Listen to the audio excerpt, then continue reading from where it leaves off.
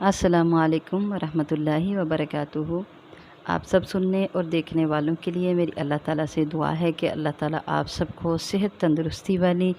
ایمان والی اور اسلام والی، نیکیوں سے بری ہوئی اور سنتوں پر عمل کرنے والی لمبی زندگی عطا فرمائے۔ تو الحمدللہ ثم الحمدللہ ہم پڑھ رہے تھے کتاب حدیث، جس میں ہم پڑھتے تھے، کتاب کا نام تھا عمدۃ الاحکام،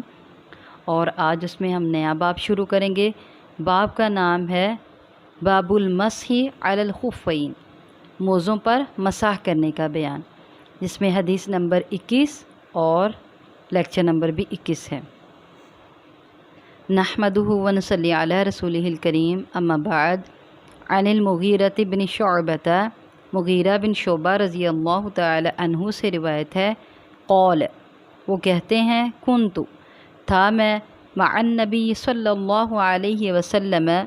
نبی صلی اللہ علیہ وآلہ وسلم کے ساتھ، فی سفرٍ، ایک سفر میں،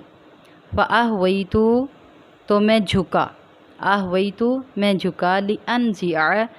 تاکہ میں اتاروں، خفیہ، آپ صلی اللہ علیہ وسلم کے موزے، خفی موزے تثنیہ کا صیغہ ہے اور ہی ضمیر، یعنی آپ صلی اللہ علیہ وسلم کے موزے اتاروں۔ فقال، پس آپ صلی اللہ علیہ وسلم نے ارشاد فرمایا، دعہما، دع، چھوڑ دے، ہما، ان دونوں کو، یعنی رہنے دو،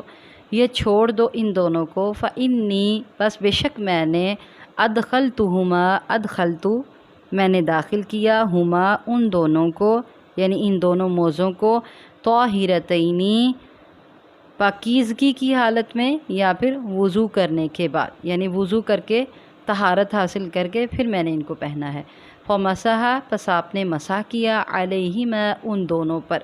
دونوں موزوں پر آپ صلی اللہ علیہ وسلم نے مسح کر لیا۔ متفق علیہ، یعنی بخاری اور مسلم دونوں کی یہ روایت ہے۔ حضرت مغیرہ بن شعبہ رضی اللہ تعالی عنہ سے روایت ہے، کہتے ہیں، میں ایک سفر میں نبی صلی اللہ علیہ وسلم کے ساتھ تھا، میں جھکا تاکہ میں آپ کے موزے اتاروں، تو آپ صلی اللہ علیہ وسلم نے ارشاد فرمایا، انہیں چھوڑ دیجئے، انہیں رہنے دیجئے، میں نے ان کو وضو کرنے کے بعد، یعنی پاکیزگی کی حالت میں پہنا تھا، ان کو دونوں کو داخل کیا تھا، تو آپ صلی اللہ علیہ وسلم نے ان دونوں پر مسح کیا۔